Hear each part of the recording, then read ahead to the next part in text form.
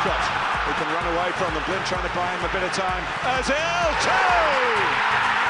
This is Barkley, away from Otamendi. He's got two runners to his left and one to his right. Barkley wants to go alone, and why not? Manchester City are still alive here. Balotelli, Aguero!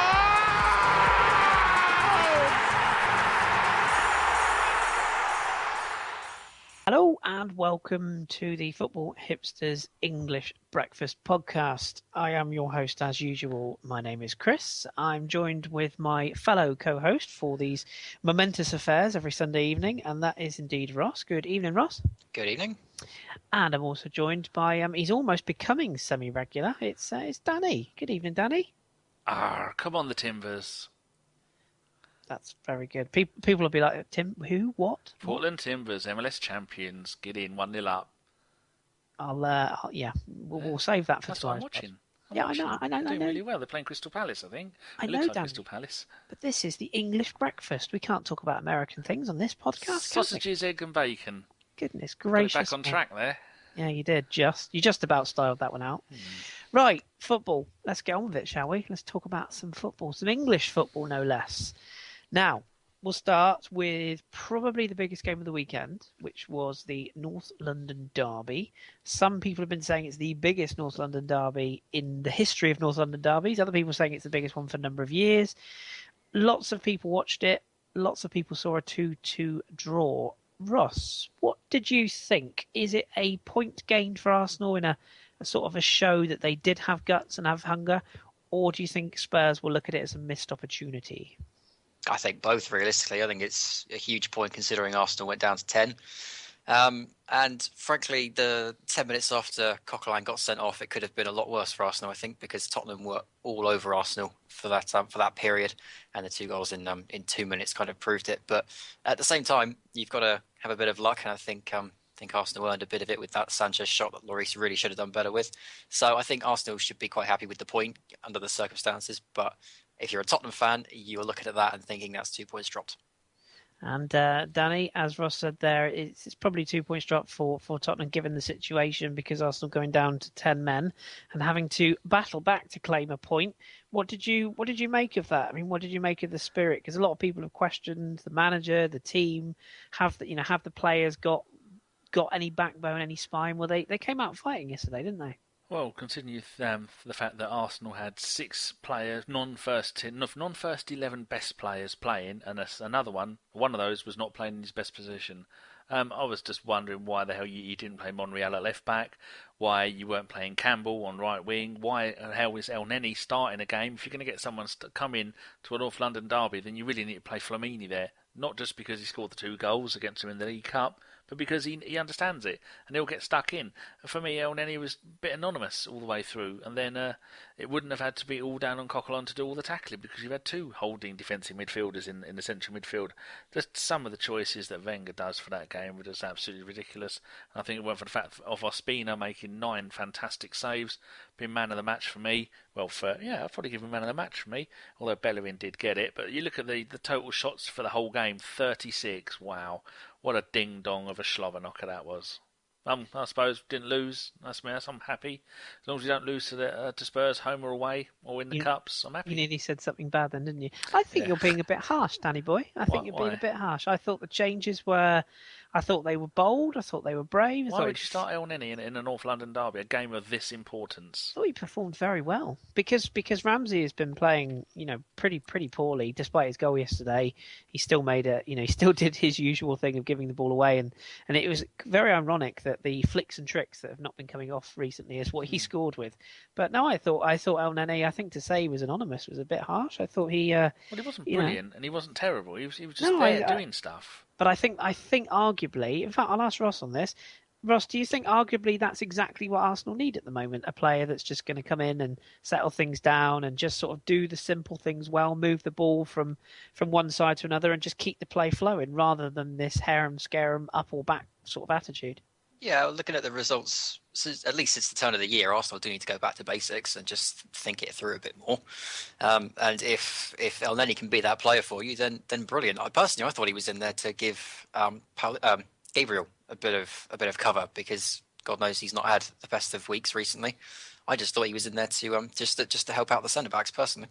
Yeah, I thought the same. And speaking of Gabriel, he will be mightily relieved at that late clearance which flew over the crossbar with both him and David Ospina saying little prayers as the ball went sailing towards his own goal, it would be fair to say. Quite an incident, that one. But nevertheless, a 2-2 draw.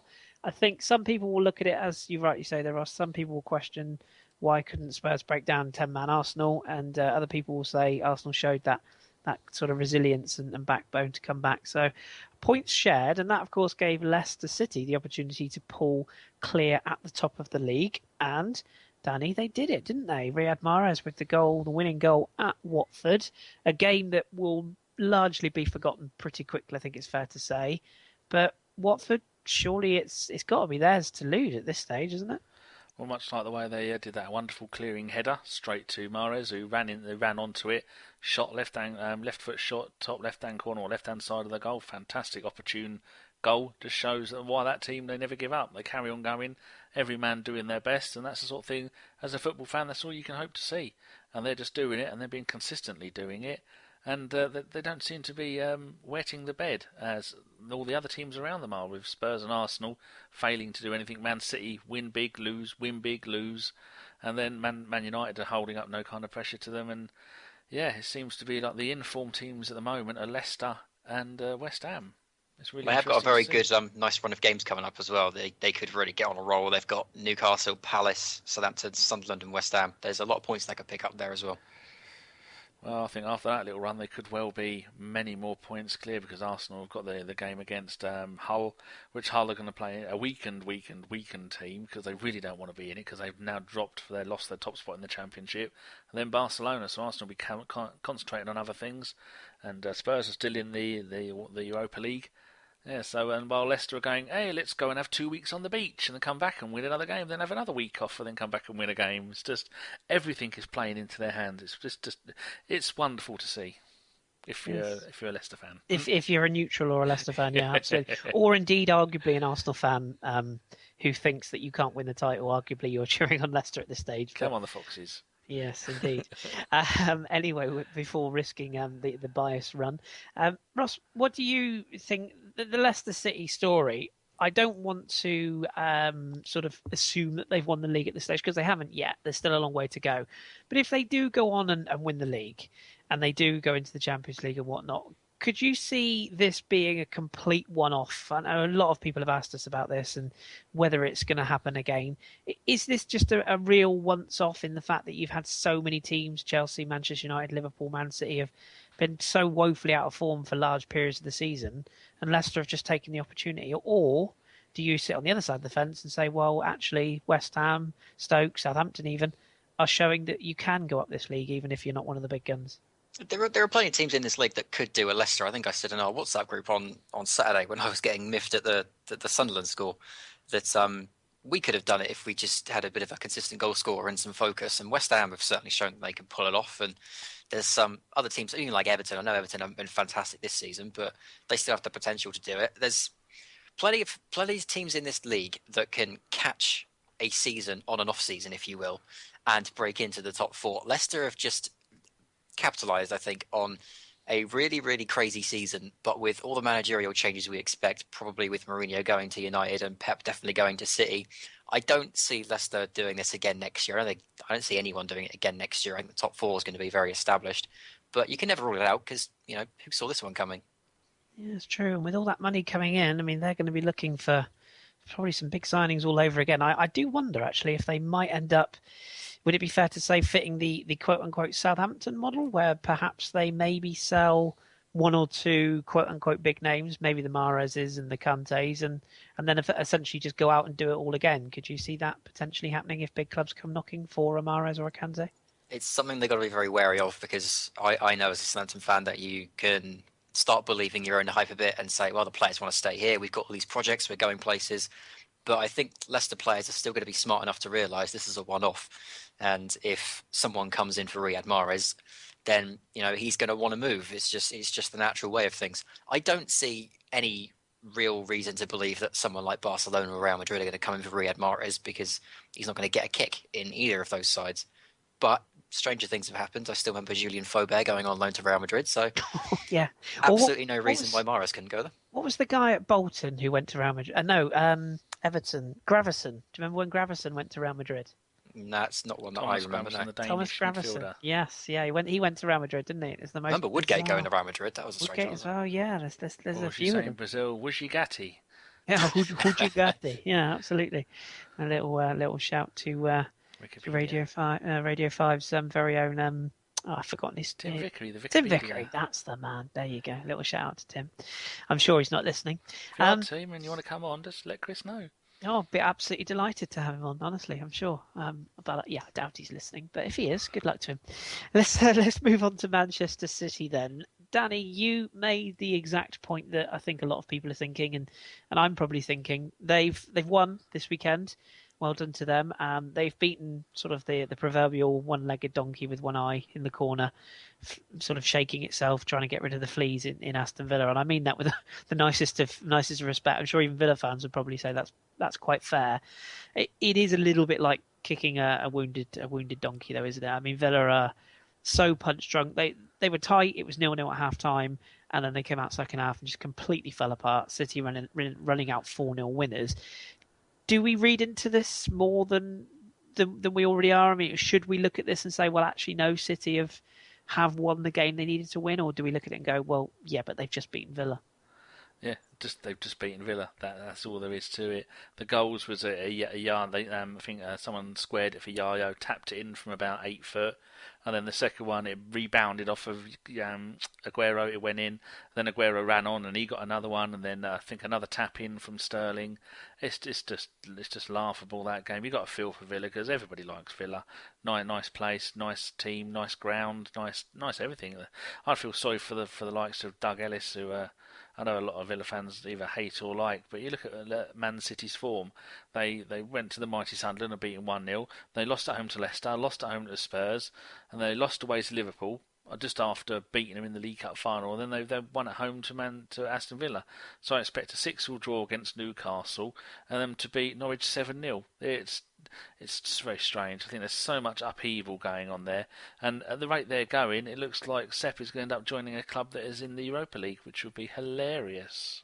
Yeah, it's we've touched on Villa time and time again, but I want to get your views, Ross, just quickly on what happened in the week. I don't know if you saw this, but Remy Gard was holding a press conference, and the press officer, whose name I must admit I don't have to hand, was they were consistently being asked the same question basically. And Remy was asked, "Were you lied to?" by the Sky reporter. "Were you lied to? Were you lied to?" Eventually, the press officer just called the press conference off and took him away and said, "That's that." Is that the sort of mark of taking somebody out of a situation because they know that basically the journalist has a point? Well, as someone that's done some training as PR as well as a journalist, I can say that that's kind of the job. If it's getting too personal and the manager is clearly not handling it very well, then you have to take action. There might be something in that because the PR guys are meant to be the mouthpiece or the voice between the manager and the board, so they know what can go out and how they should respond to different things. So he might know something. He might know an argument between Remy and the board or something. But for me, that's him just doing his job. But you could never tell. There's more than enough going on at Aston Villa to say that could be something a bit more than meets the eye. Absolutely. I think one thing's for sure that we can all agree on: Villa are indeed doomed. I think that we can certainly all agree on that. Let's have a little look at the focus now on the race for Champions League spaces. And Danny, you saw this game between West Ham and Everton at Goodison Park. Everton, their fans are they don't know whether they're punch drunk or counter sunk. They're Arthur or Martha. Indeed, that they're delighted with the news that they've got this new investment coming in. They've got some very good players at the club.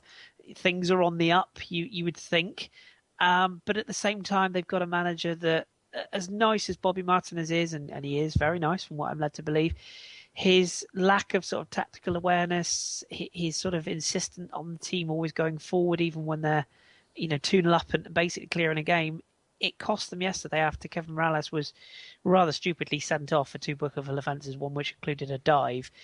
Was this more about how good West Ham were, or how much Everton threw it away? Definitely the latter. It's quite odd that Everton can't defend for toffee, which is an actual saying in the UK, and they are known as the Toffees.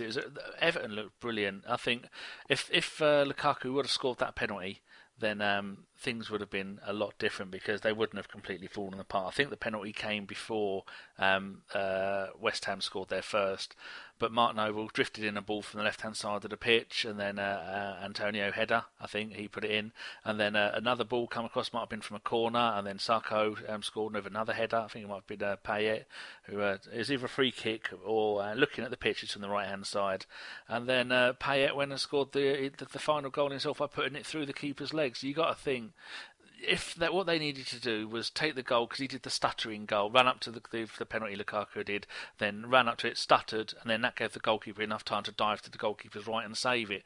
Now, I was saying to you as a manager of a team, why doesn't anybody ever go to the players, right? Because we all know most players are thick as doo-doo. And they say, right, you go over there, we've analysed this goalkeeper, 90% of the time he dives right, I want you to kick the ball straight ahead. I mean, most people know that if you take a penalty straight ahead, more often than not, the goalkeeper is never going to stand still, is he? And so I think more managers is that they're missing a trick. They should tell their penalty takers where to put the ball. And so if they'd have done that 3-0 up, I'm sure it would have been 3-0 or it might have been 3-1, it doesn't say at what point he missed the penalty, then the game would have been completely different, but they just do not know how to defend. Morales was a little bit hard done by. The first one, it's because the camera angle, he was running away from the camera when he brushed into him. So, I don't know, I wasn't sure, I wouldn't have given it a penalty. And the second one, for the second yellow card, after 34 minutes, he slid into the tackle, and at the moment he slid into the tackle, and he took out the player standing like he had his hands up, going, whoa, I'm really sorry. So he obviously didn't mean to do it. Bit like Coquelin, though, wasn't it? He was already on a booking. Don't go to ground. Well. But a referee's got to know, if you book someone after 16 and then after 34 minutes, you've got to give them a little bit more leeway than that, especially as the first yellow card was so inconclusive. I mean, if even looking back at it and then they were looking at a match of the day, no, I couldn't make my mind up with it. But it's just, yeah. It's a beautiful it's a beautiful segue because which I don't even think you meant to set up, but Ross, I don't know if you saw this, but after the game, Roberto Martinez in his post-match interview essentially said words to the effect of that a referee shouldn't book a player for diving. If he thinks it's not a free kick early, he should just let the game go on and just get on with it.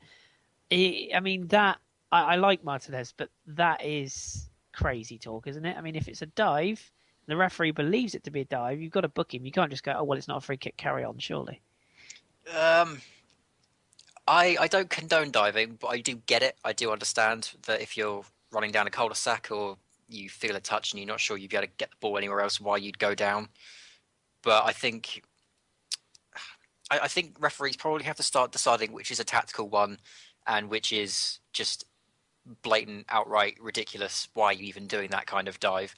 And if it's a tactical one, then maybe give them one or two, something like that. But I do understand that you can't stamp out of the game. I would, for the moment at least, I'd still keep it as a bookable offence. But for me, it's a tough one because I do get it as a football fan why a footballer would go down after a little bit of minimum contact. But at the same time, I don't want to see diving consistently. I don't want to see people playing for it and being really over dramatic and creative with it. That does kind of kill the game off. Yeah, it does definitely. I think that's completely fair. What about moving on to another game then? And obviously, plaudits to West Ham for their comeback. It really was superb to keep fighting and score those goals so late on. Superb. So good luck to them. They are indeed flying high, which we'll touch on in a minute. But let's look at the Sunday game between West Brom and Manchester United. It was deemed to be a game that Man United would probably have to win to keep in touch with the pack. And people have been saying in recent weeks, even Louis van Gaal has even been having songs sung about him. Amazingly, one defeat, and it seems like it's all kind of become unravelled again. What did you make of the game, and in particular the turning point of the Mata sending off? Personally, I thought the Mata sending off was about justified. I have no idea what he's doing for the free kick, which he decides to block.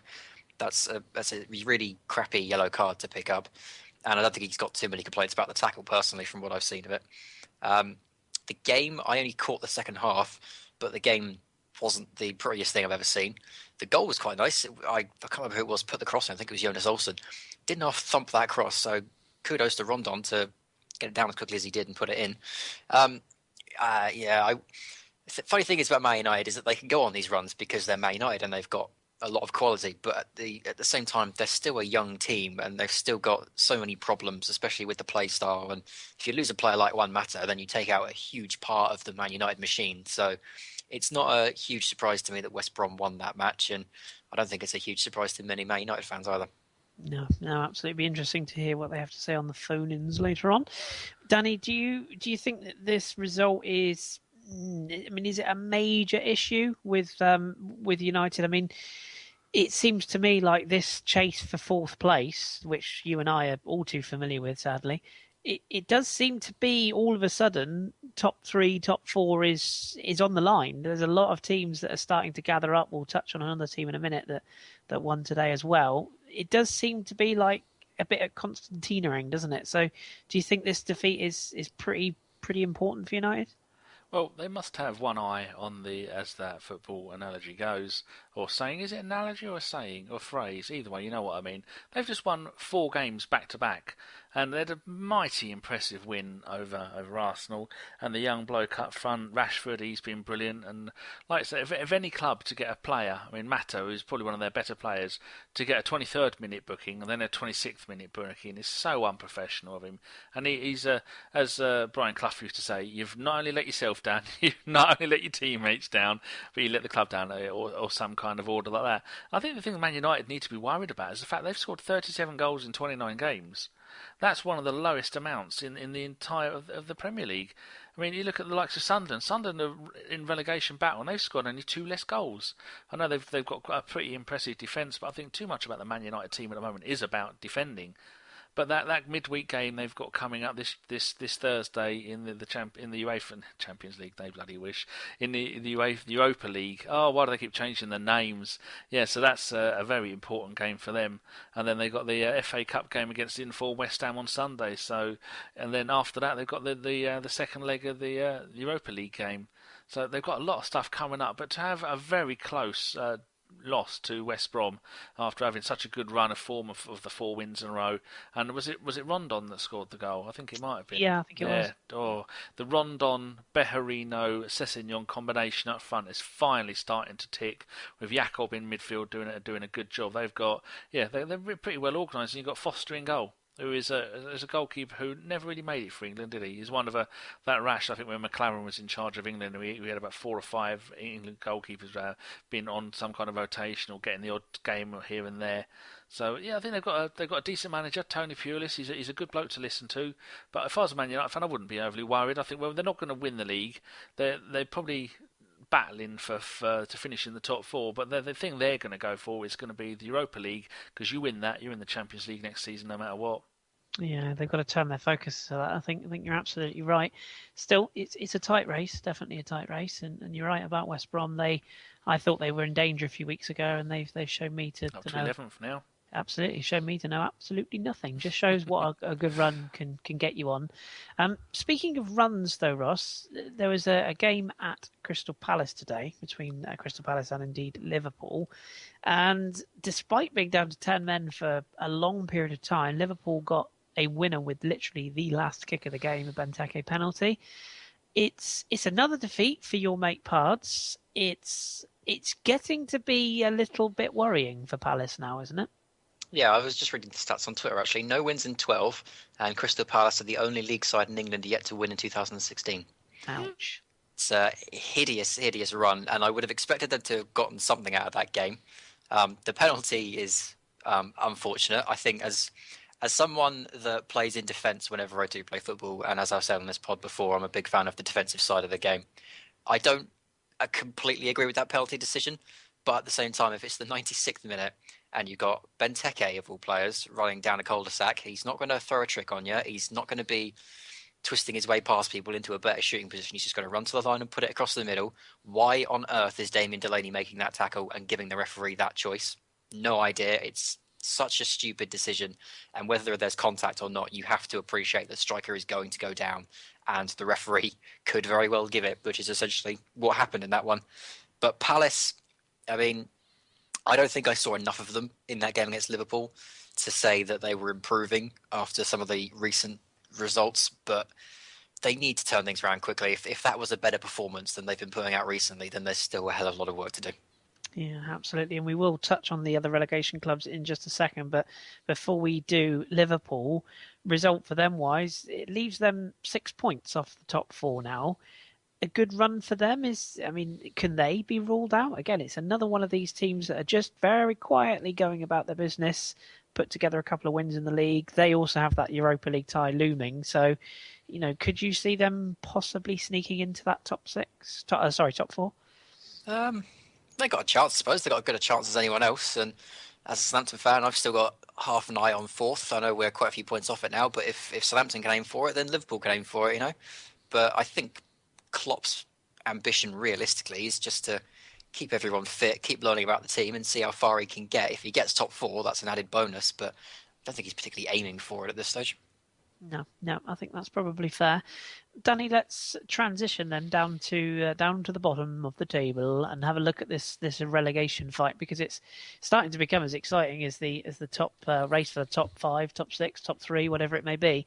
But down at the bottom, there is problems. Now we'll start with Newcastle, who Steve McLaren himself said it was a must-win game, that his team needed to perform, that they needed to step up, they needed to be counted. All the cliches that you would expect to hear from a manager going into a game where his job potentially is on the line.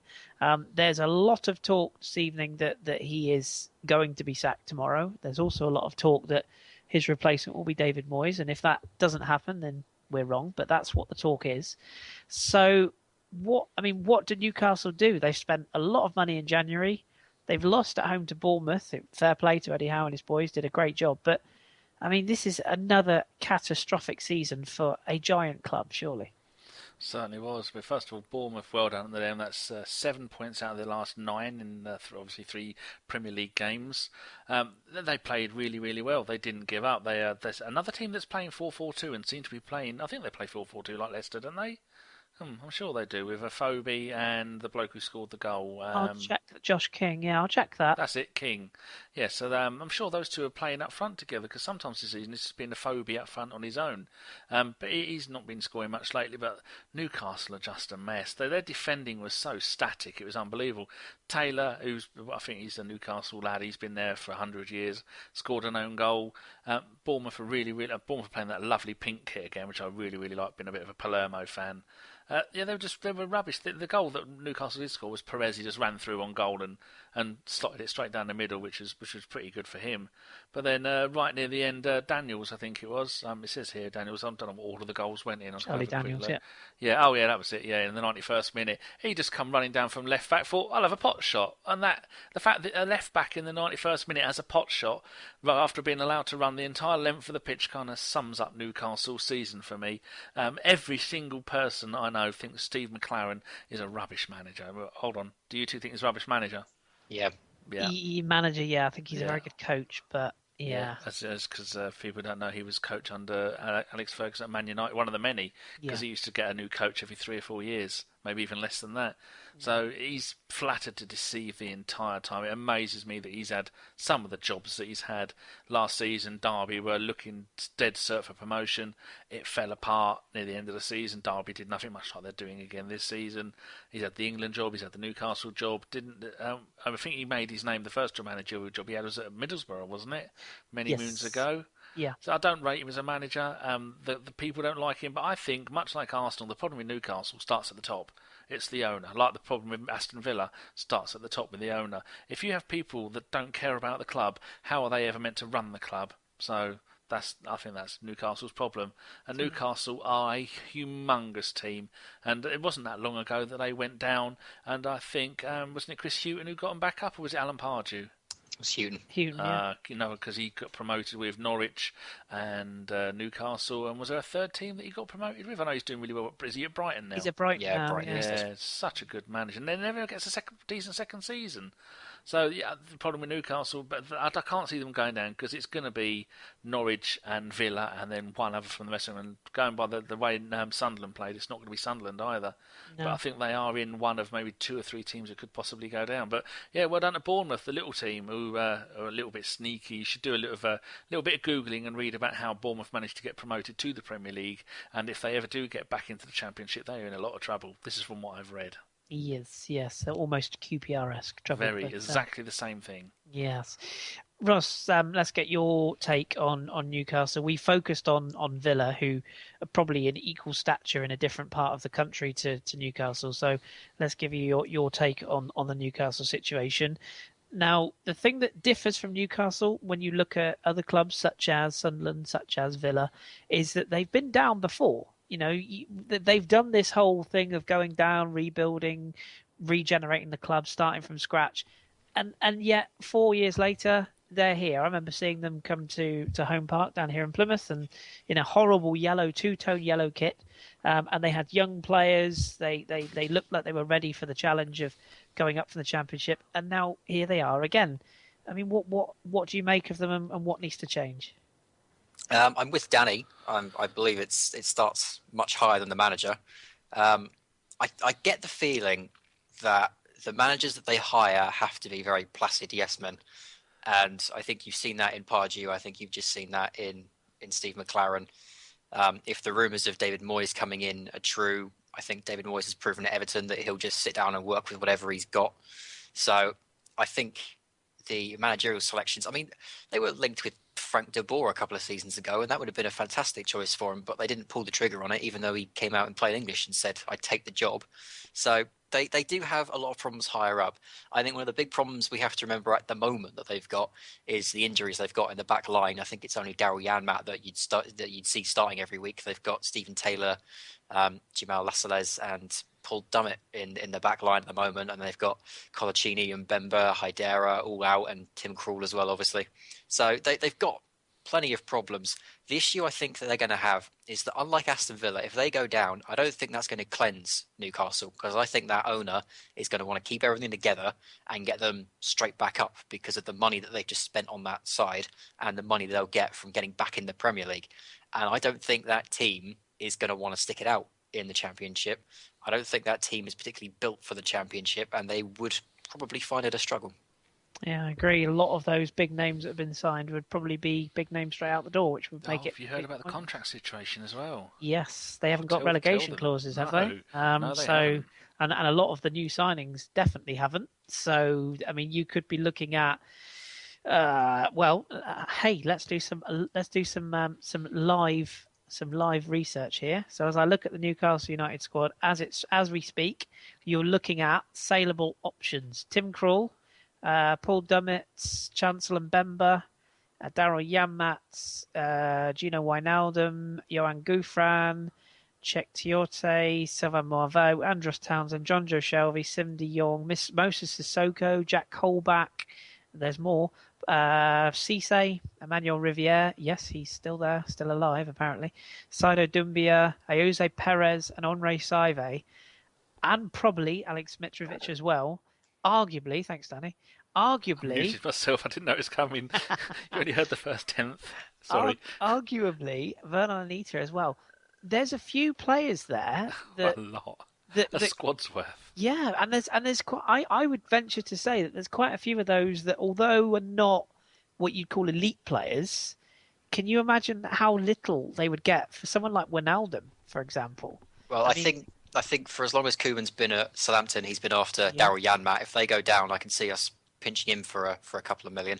I think if they do go down, you might find them in a QPR/Fulham situation where they try and keep all of the core players but loan them out in the hopes that they can get in a decent Championship team, move them back into the Premier League, and then bring all the big players back in and try and settle them back in for the Premier League again. But you've got so well for QPR they did exactly. They got relegated again straight away when they got back up. A big problem is that if you flog them off on loan, and they get a taste for it somewhere else, and they come back and find you still in the Championship, and then it's like, well, what the hell did you do for the past season? And they're back in the same position. And personally, I think Newcastle would be exactly like QPR if they went down. They try and loan people out, they try and get back first time round, but I just don't see it happening. There's too much that needs to change there. Yeah, real pickle.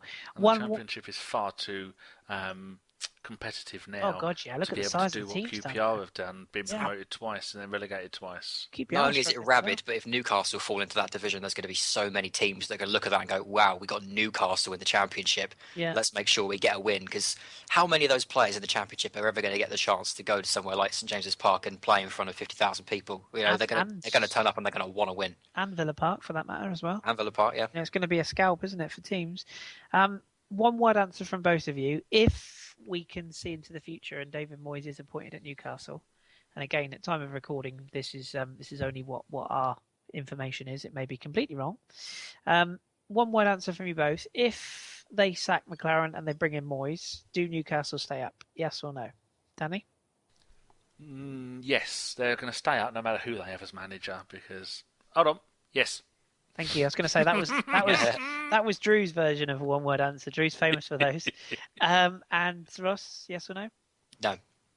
Interesting. Split down the middle. I shall say nothing in the interest of fairness. So it's going to be Villa and Norwich. And I think so, yeah. I think Palace and Swansea are the two that could be vying for them. I mean, unfortunately, the Swansea manager is it not Kiko Flores? That's Watford, isn't it? Guidelin. Ah, there you go. Isn't he Spanish? Well, he's very ill, isn't he, at the moment? So we don't even know. Not bad. Yeah, if you're listening, hope you get well soon. It's he did a good job when he come in there, but they've won their last two, but before that they had a terrible run of form, and we've seen the effect that the caretaker manager's had. Although they all love him, I don't think he has the kind of managerial ability, because if he did, then they wouldn't have got rid of him as caretaker manager so soon, would they? I mean, they're only so what is it? It's 9 points ahead. I didn't realise what the gap was.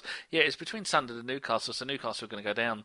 I've changed my mind. Yeah, what a massive gap. You touched on Swansea. I mean, what do you make of them, Danny? I mean, they pulled out a victory yesterday against Norwich, and in what was probably the cliche attack 6-pointer. The victory for Swansea, you would think, moves them away to a degree. They're at least at arm's length now. But it's yet another defeat to Norwich, albeit they only conceded the one this time. But if you don't score and you only concede one is enough. So do you think that is it for Norwich? Well, for Norwich I do, unfortunately, because isn't it weird the two teams who spent the most money in the January transfer window was Newcastle and Norwich. But I think it's saying here that Newcastle have got a game in hand.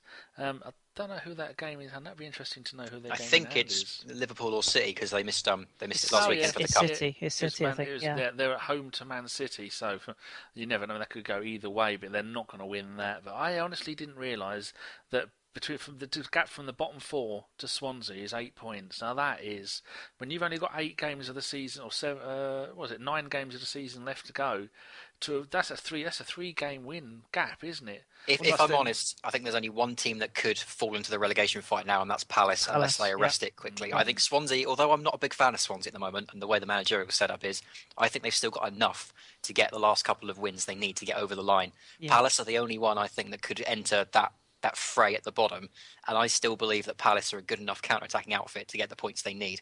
The reason I'd say that Newcastle would go down even if David Moyes is in there is because the reshape you'd have to do tactically, and the fact they've got so many injuries at the moment. I just don't think there's enough time for them at this point, especially if they get a pretty good hammering from Man City next week. Yeah. You've got to look at the goal difference as well, because although there's an 8-point gap, Swansea and Palace have both got -7 and -9. Then Sunderland and all the rest of them are all -19 or so. There's at least a 10-goal goal difference gap, which is virtually another point difference, isn't it? Because if it gets level on points, then it goes to goal difference, and then there's a -10 difference. So that's a gap of almost 9 points. Yeah, you'd have to get to catch them, which is 3, which is half of the games left, a third of the games left to win. And what everyone always sort of overlooks as well is it's not just the points you've got to accumulate; they've got to drop them as you accumulate them. They go hand in hand, don't they? So it's all right if you win 5 on the spin. If the other teams draw 3 and win 2 as well, you're still behind. So you're acquiring snookers from other teams. Then you look at also that Newcastle's next game away at Leicester.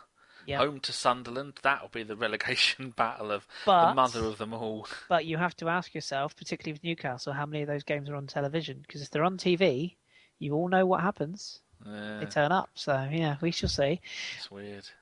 Ross, wrapping up the relegation zone candidates, you you entertain. I say you, not you personally, didn't entertain Sunderland. I mean, you might have done. I don't know, but your beloved Saints entertained Sunderland. Obviously entertained someone, yeah. Yeah. If this was a game that sort of bubbled along and just nicey, and then all of a sudden exploded with sort of 10 minutes to go. Jose Font was sent off for a red card offence, and Sunderland kind of came pouring forward, and that man Jermaine Defoe popped up, and then Virgil van Dijk with one of the last kicks that will head to the game and got you level. The Sam Allardyce, Sunderland manager, after the game, I think he was interviewed on BBC, and they said, "Oh, you must feel very frustrated at that result." And he sort of very coyly looked at the floor and he went, "I'm a little bit worse than frustrated, but I probably shouldn't say what I really think." And you could just see that it was written all over his face at just how important that result could be in the scheme of things, because they thought they'd done it, and then up pops Van Dijk and takes the point away. So, what do you think from your take? Were Sunderland impressive to you, and does this knock your ambitions to make the top 6, top 4? I wouldn't have said Sunderland were overly impressive. I thought they were quite solid. They restricted us to only a handful of chances, still good enough chances that we should have scored, but they still created enough themselves. And Forster, I think he had one of those midway games where you can be a bit shaky so long as you do a good job. So the next time you go out on the field, you can say, okay, well, last time I had it was a bit nervous, and next time we'll go out a bit stronger. So they had their chances, and they I think a draw is probably about a fair result. In terms of how Sunderland go from here, I think from what I saw yesterday, they've got enough about them. I think Barini's finding some form. I thought Kazri looked very good all game. His set pieces I was quite frightened of, because we've had a really bad record this past week, at least with defending set pieces.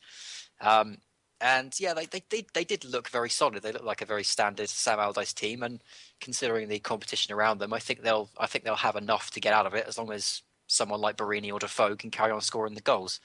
As for Southampton, I like to think that I'm a calm and optimistic football fan, but when Font got himself sent off yesterday, I was in absolutely no mood, because it was just typical Southampton, where you control the game, have some very good chances, miss them all, and then one silly mistake and suddenly we're 1-0 down. And Font probably deserved the red card. You cannot go in like that and make the referee make that kind of decision. We bring on Mai Yoshida, who then screws up for the Jermaine Defoe goal. And oddly, the final 10 minutes we played with 10 men was the best football we played all game. Real problems at the moment with Pella and Mane and Tadic. I think Tadic is probably going through a bad patch, but Mane hasn't scored in about 12 plus games now. Pella, I don't think, scored since November or something ridiculous. There's a lot of stories about them possibly leaving in the summer. At this stage, it kind of feels like the manager might say, well, you've not been good enough, we're going to have to move you on, because they've been so off colour, it's unreal. And we really need to start sorting out the striker position, because for the last 2 seasons, it's been this story repeatedly. So I don't think this kills off European title hopes, because there's obviously still the chance that someone in the top 4 could win the FA Cup and bump a Europa League place down into the 6th position. So it's not out of the question, but it's certainly a not a great result.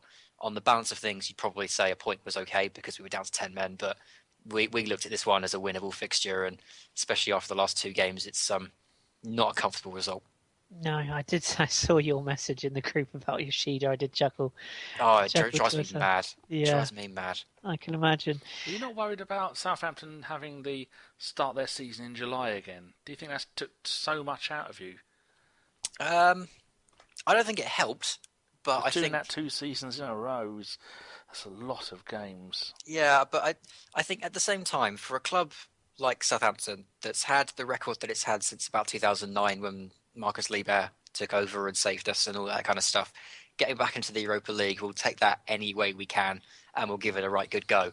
If it gets to 3rd or 4th season, then yeah, you might start to get a bit battle weary with starting in July. But for us, it's still quite new. It's quite exciting. We still want to get there. We'll probably be moaning in a year's time if we do get there and suddenly we're floundering in 13th, 14th because Europa League takes it out of you. But for us, it's still a big ambition. We still want it, and we will take the trips to Arnhem and Midtjylland in July just to say we've been there. Have you got many players who are going to be playing at the European Championships? Because if you have, then that means they're going to get about an hour off between the season starting. I mean, if the season ending and the season starting, if they're playing in I keep saying Champions League. You know what I mean?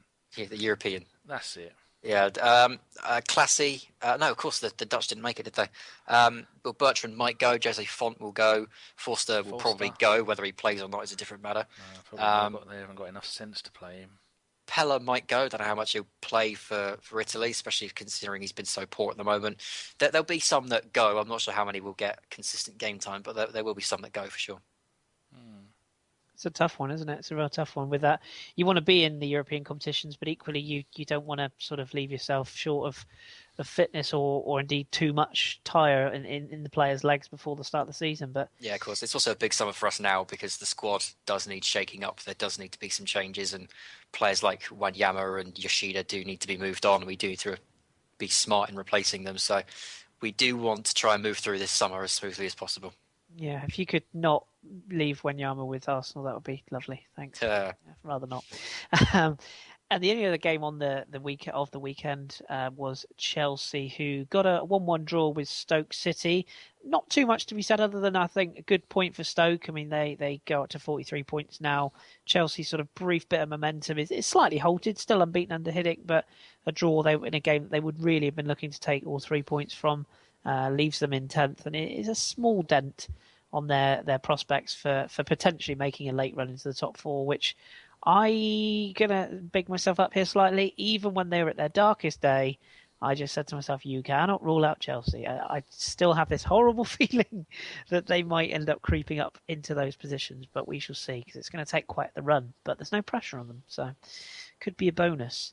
Let's have a look at the table then before we have a little shuffle around the championship. So Leicester are indeed top, 5 points clear of second place Spurs now after their draw with Arsenal. Arsenal themselves are in third on 52 points, further 3 points behind Spurs, of course. Manchester City closed the gap. They do have a game in hand, of course, on those above them on 50 points. West Ham are now up to 5th on 49. Manchester United's defeat today to West Brom leaves them in 6th on 47. Liverpool up to 7th on 44. Stoke 43, Southampton 41, and Chelsea make up the top 10 on 40. And then down towards the bottom, as we said, a lot of clubs will be thinking probably done enough now, but from Palace downwards there's still trouble. Palace 15th on 33 points, as are Swansea on 33 points and 16th on goal difference, and then Sunderland just above on 17, and in 17th around 25 points, with the 2 teams occupying the relegation slots underneath or below them are Villa, of course, but the 2 teams in that box at the moment are Newcastle and Norwich, both on 24 points. There's some pretty big fixtures coming up next week, which of course it is an affected programme because of there's some FA Cup games. Of course, Arsenal play Hull on Tuesday, so they could or couldn't be playing. They might be playing Arsenal West Brom. It might not be. We just don't know at the moment. Same with West Ham and Watford's game. We just don't know what's happening there. But we do know that there is a game between Norwich and Manchester City on Saturday. It's at 12:45. You would think it's a must-win for both, given the circumstances. Stoke, they are entertaining your boys, Ross, Southampton. Bournemouth are playing Swansea, which you would think, from what Danny was saying earlier, if Bournemouth get anything from that, surely that is them safe. Arsenal are scheduled to play West Brom, but we don't really know what's happening. And we do feel for the West Brom fans with this situation, because they don't really know what's happening. We don't know what's happening. So that could happen. It may not. And then on Sunday, Aston Villa play Spurs. Again, you'd think that's a 3 points for Spurs. Certainly needs to be if they're going to continue the challenge.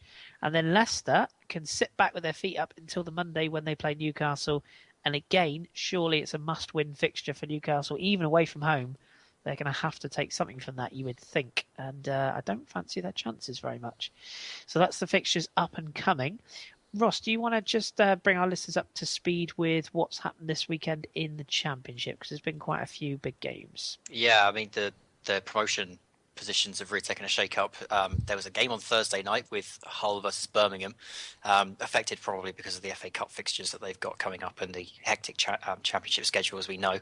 That ended 1-0 to Birmingham, which is a big shock. I'm a big fan of Birmingham and of Gary Rowett, but I didn't see them winning that game. But they managed to beat Hull. The next night, Friday night, Middlesbrough managed to get a 2-1 win against Wolves, which is a huge achievement considering they played 4 or 5 days earlier. I think it was Tuesday night they played.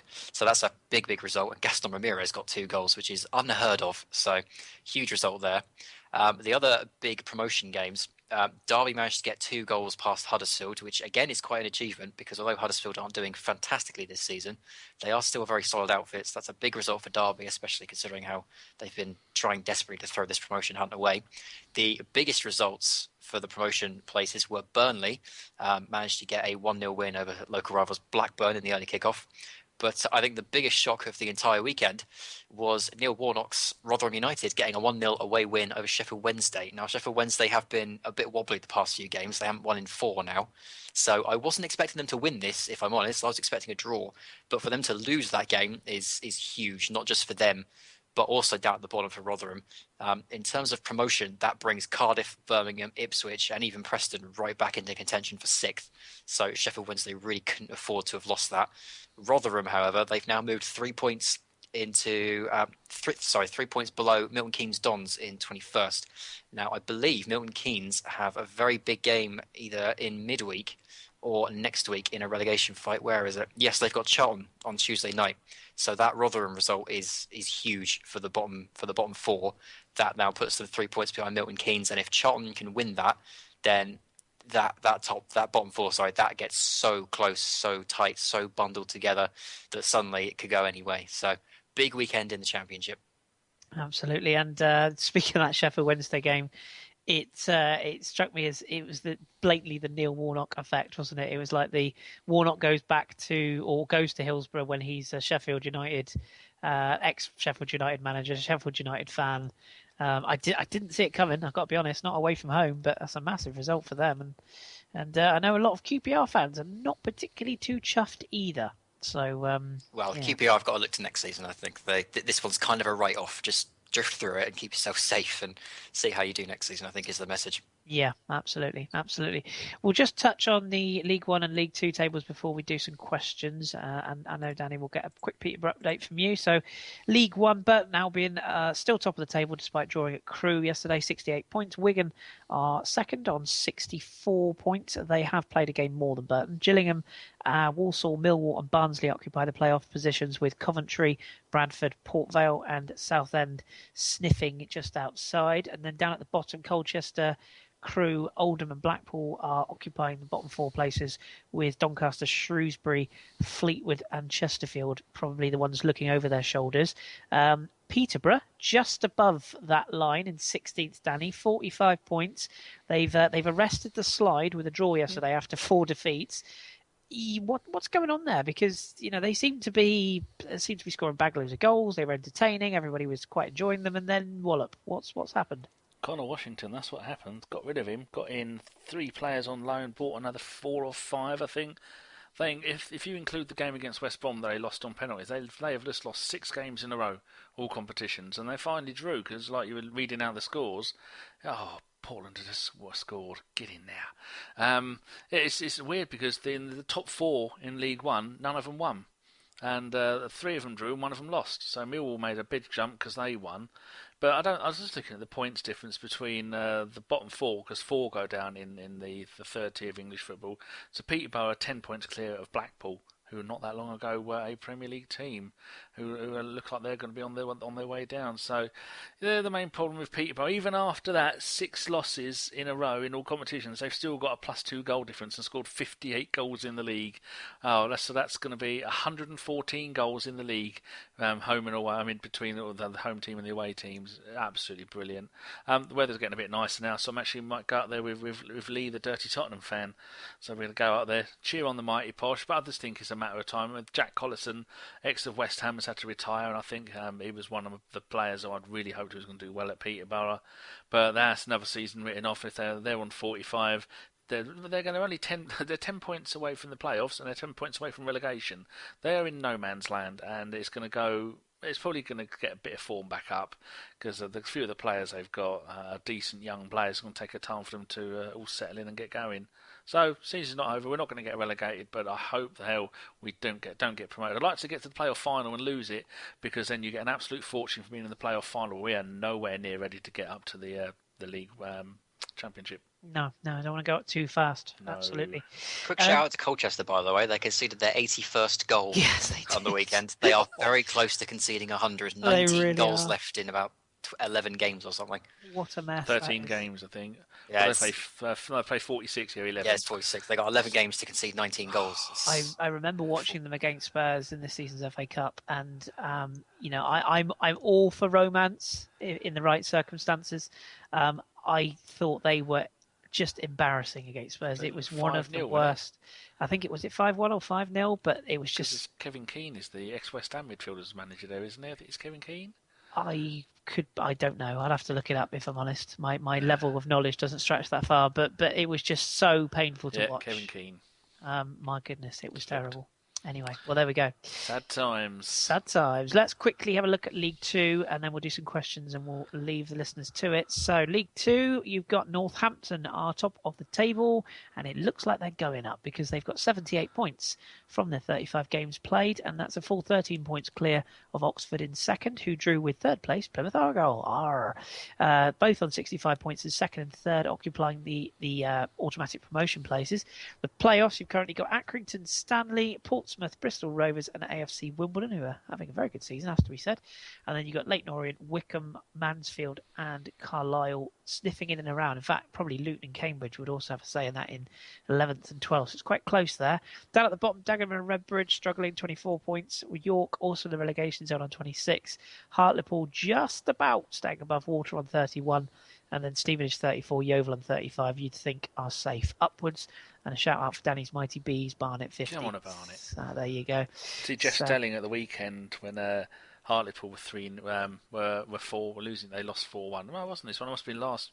I was watching it sometime because Jeff Stelling's a Hartlepool fan, and it was 1-0, 2-0, 3-0. Oh, this is enough. Can you please stop conceding goals? Enough is enough. He wasn't happy because they only got promoted a couple of years ago, didn't they? Yeah, I think they're safe there. I think that for them it's just because they had all the turmoil. Ronnie Moore was there and he steadied the ship, and I think now they're just.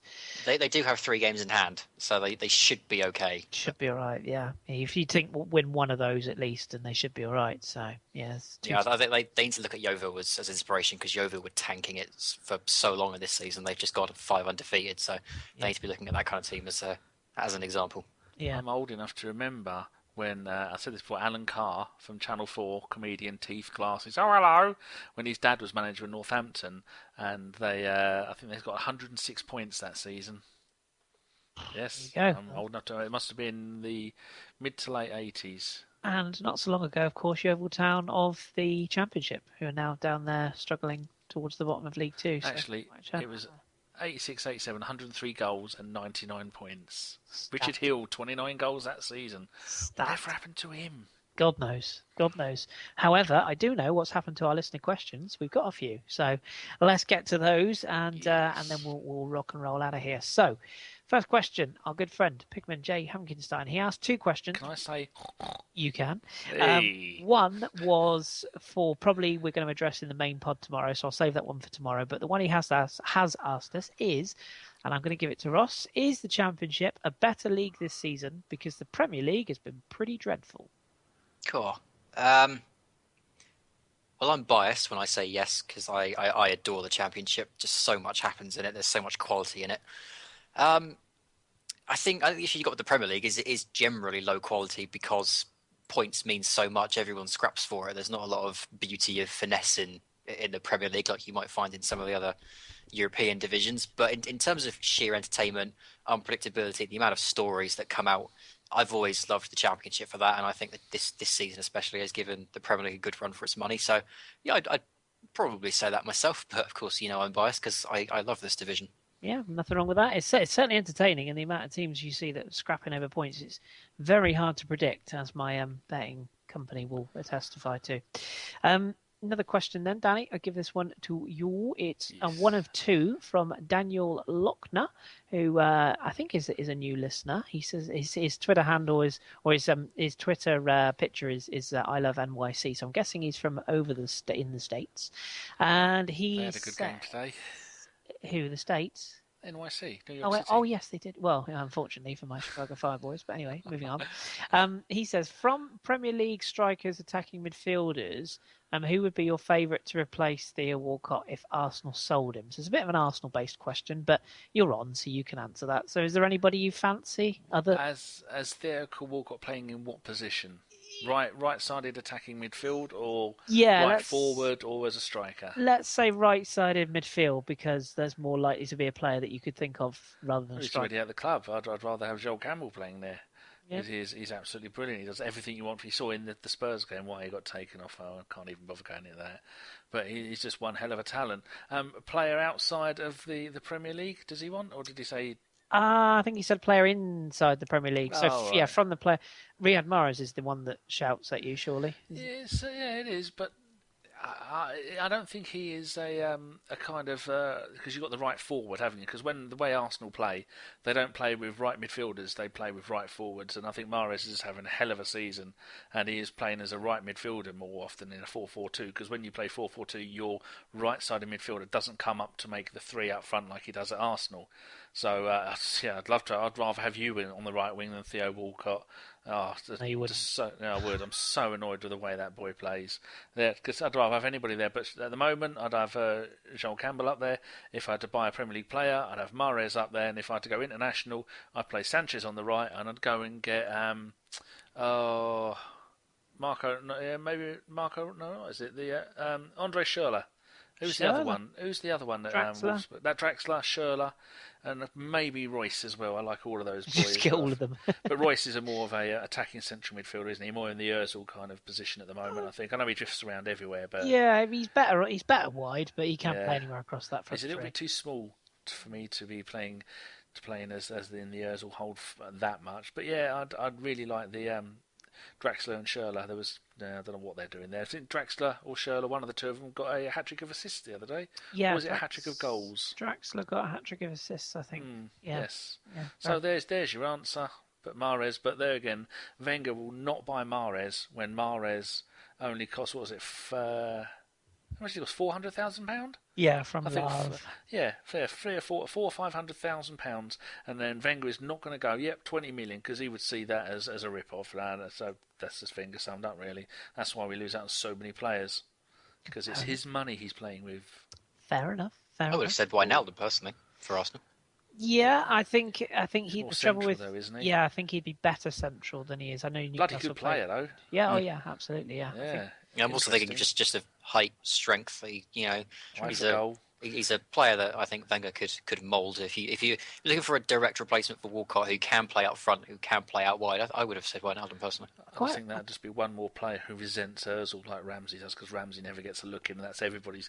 You've got the Ox, you've got Ramsey. You don't need another player whose favourite position is going to be behind the striker. I quite like Kevin Morales as well. I know he got sent off for being an utter moron yesterday and diving all over the place, but I do think he's the sort of player I could see in an Arsenal side. He's very direct, he's very quick, very skillful. He's got Spanish DNA, Barca DNA, hasn't he? I think he has. He certainly came from that sort of school of thought, didn't he? When Everton didn't have him, they missed him loads, and with their massive run of form a while ago, started when he come back from injury, I think. Don't quote me on that, because I'm not an Everton fan. Very good at Olympiacos as well beforehand. Anyway, second question that Daniel had, Ross, I'll give this to you. He said, based on everyone's fixture list and form, who's your favourite to win the title from here? So we've kind of touched on it, but are you going with Leicester? Yeah, I've listed off a couple of their next fixtures. I think it could be won or lost in the next couple of games. I mean, Leicester could very well prove me wrong and slow down and not be able to handle the pressure, because they are 5 points clear of second and 8 points clear of third and all the rest of it. So they could buckle, but I think there's a lot of points to be won in the next couple of games. And Arsenal and Tottenham haven't got the easiest of fixtures. So yeah, for me, as of right now, I would move my pick from Arsenal to Leicester.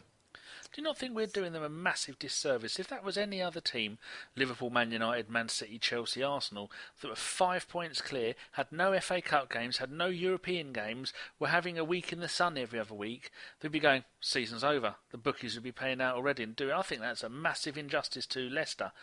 I think it's terrible. I think it's more because of the fact they've not been here before, and it's such an anomaly. I think that's probably why. But you take into their form when they were in the relegation zone around Christmas last year. That's a year and a half of consistent winning and superb displays and playing as a team and doing fantastic. It's not like they've only done it this season. They were bottom of the league when they were in the relegation zone at Christmas last year. They were Christmas bottom, 2014. This time last year they were. Yeah, so you forget that. Not you, but some people may well forget.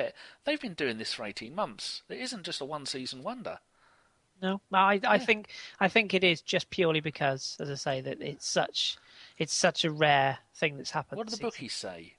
I Because the bookies are never wrong. Have most of the bookies got Leicester as favourites now? think they have now. Yeah, I There think you they go have then. now. You've never met a broke bookie, have you? I don't think you could say otherwise. But I know there was When somebody. you two are gambling.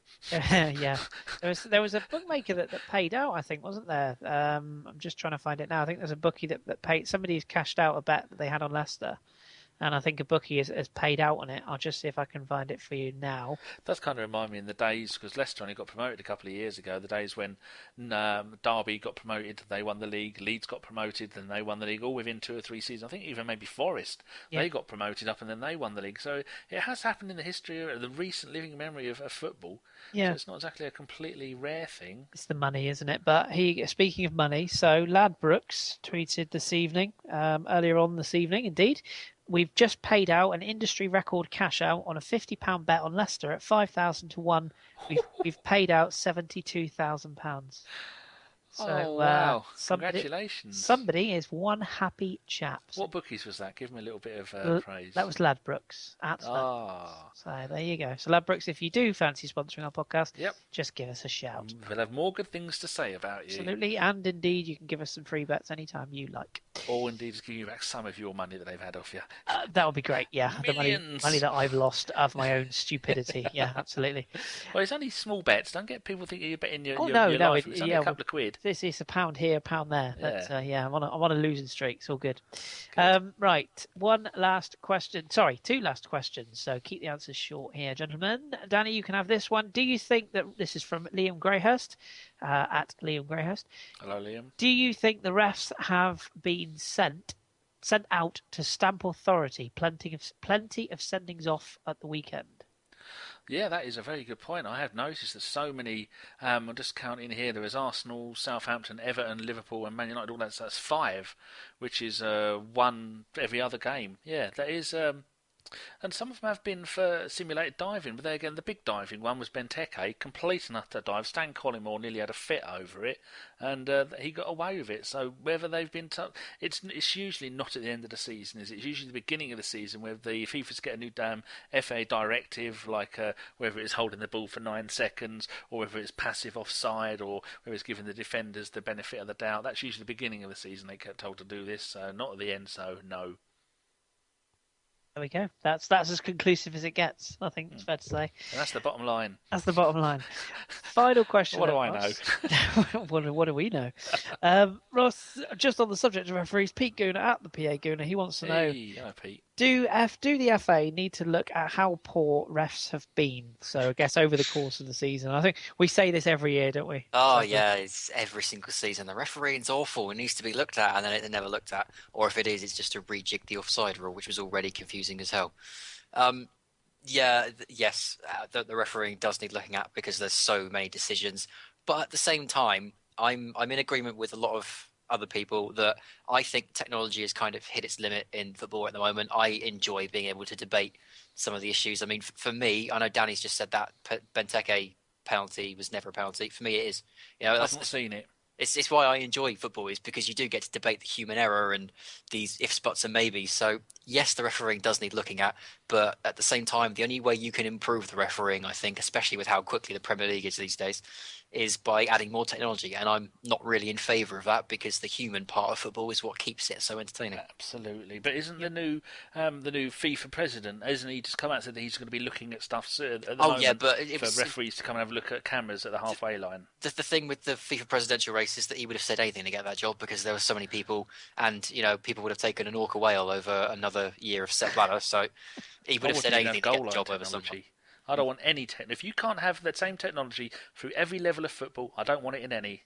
But then probably would have meant that we'd have lost 3-2. I was just going to say, look at that goal yesterday. I mean, we were literally 98% of the ball over the line, wasn't it? I thought it used to be over more than half. I think the rule was changed, hasn't it? All of the ball over the whole of the ball, whole of the line. That's the new rule. I mean, goal line technology is the one I am in favour of because goals do change games. They are colossal. They are so instant, I suppose. Yeah. But I mean, penalties you can still miss. It's not a guarantee. I'm not saying that 9 times out of 10 they do do or don't go I think in. one we need to have a look at is handball, because so many have been ball to shoulder or ball to another part of the hand. It's not. It's handball. It's when they dive and try and stop the ball going in the net. That is handball. It should be a deliberate action of moving the hand to the ball, shouldn't it? But, and so many times it isn't, and people scream about it. No, like one of them, it hit the underneath of his arm, then hit his foot, and then went in. Yeah, and then there was the one Ridiculous. yesterday that West Ham, Everton thought they should have had another penalty. I think Kuriate sort of appeared to lean into the ball, and I mean, there's so many. I think if you could find simple, clever things like vanishing spray to add to football, more's the better. But I'm not in favour of too much technology personally. I think that the human error is good fun. Have any of the other leagues in the top leagues in Europe taken up the spray thing? Because that is bloody genius. Yeah, most do. I think they've used it in South America for years. Yeah, Germany and France, I think, do it. I think Spain do it now. So yeah, little things like that, like Ross says, little things like that, brilliant. Do it. Yeah, I agree. Hold on, that's another thing I was thinking about. Why can't the manager have little things in the players' ears so he can talk to them during the game? Why hasn't anybody done that? It seems a bit technical. They've got all these. They got these vests, haven't they, that monitor their heart rate and all that jazz. So so we can say, "Oi, Ramsey, get up." That wasn't a thing. Oi, pass to him. You two stop position. He's too old to be shouting at players. I have cue cards, like in that video where they all sing along with the writing on the cue cards. There you go. Danny has come up with a new idea right off the bat. There you go, listeners. Always inventing stuff. It's stolen, isn't it? Dear, oh dear. Right, before we go, I'm going to bring back one of our cherished segments. Cherished by you? Well, yeah, absolutely. Not by Ross. He's got to do it. I know. It's Ross's dross and Ross's dross and Ross's gloss. I'm gonna go with. Ross, let's start with your dross. What have you picked out for us? Yeah, there's some good picks this week because there are so many red cards. But the one I've gone for is Swansea City striker Polosci, simply because there was a lot of hype about him coming in and about him probably getting the goals to push them up the league. And he was so poor in the first half yesterday for Swansea, they subbed him at half-time. So I've gone for Polosci, but there's so many other players you could have picked this weekend for some really stupid decisions. And there's, frankly, entire teams you could have picked this weekend. So. Yes, agree. And who is your boss, or who has the gloss, whichever you prefer? I've gone for Aguero simply because he got 2 goals. It's not too much of a challenge against Aston Villa because they did open Pandora's box in the second half. But I've gone for Aguero simply because of the 2 goals. But I honestly can't think of too many standout single performances. I suppose Payet is another one I could think of off the top of my head. But the only one that immediately jumped out at me was Aguero, so that's who I've gone for. And I couldn't say Harry Kane because I would get killed on this pod. So you would, yeah, you would have absolutely. I can tell you exclusively that there are 1, 2, 3 players from the Premier League, 4 players from the Premier League that have made Team of the Week this week. So there you go. There's a little plug for tomorrow. Tune in and you'll hear who I've picked for this week's Team of the Week. So that's it from us. Just mentioning our pod, we will be recording as usual tomorrow night with the crew, and we'll be going through all the relevant bits and bobs around Europe's big 4 leagues. I can tell you we will be covering obviously our usual trips around Italy, France, Spain and Germany. We will also be touching on tonight's first round of the MLS. There will also be a little bit of update on the Copa Libertadores, which we haven't focused on for a while, as well as a trip to Bonnie, Scotland. We shall be having a little chat about what's going on in Scotland because that's a league we haven't really touched on. And we might, if we get a chance, have a little word about Portugal again because it's just so exciting at the moment. There's so much going on in Portugal. So plenty to tune in for tomorrow, as well as Hipsters' Choice and Team of the Week, and of course your questions. So if you do have questions, stick us a tweet at the FH Podcast and do leave us a comment on our YouTube page if you listen to these shows in particular. We've had some really good comments recently and it's great to sort of meet new people from YouTube. So tell your friends, click the old subscribe button, and if you are an iTunes listener, give us a review. You know you want to. It helps us spread our word, spread our wings, if you will. So that's it from us. So thank you very much to Ross and to Danny as usual. I will speak to you both this time next week, no doubt. Yes. And indeed, I will be speaking to Ross again shortly as we look at doing our championship record, which we're planning to do soon. So just another little plug for that. We'll be back on the pod. And until then, keep your beard strong and indeed your glasses trendy. Enjoy the rest of your evening/Monday morning, and we will speak to you on the pod later on.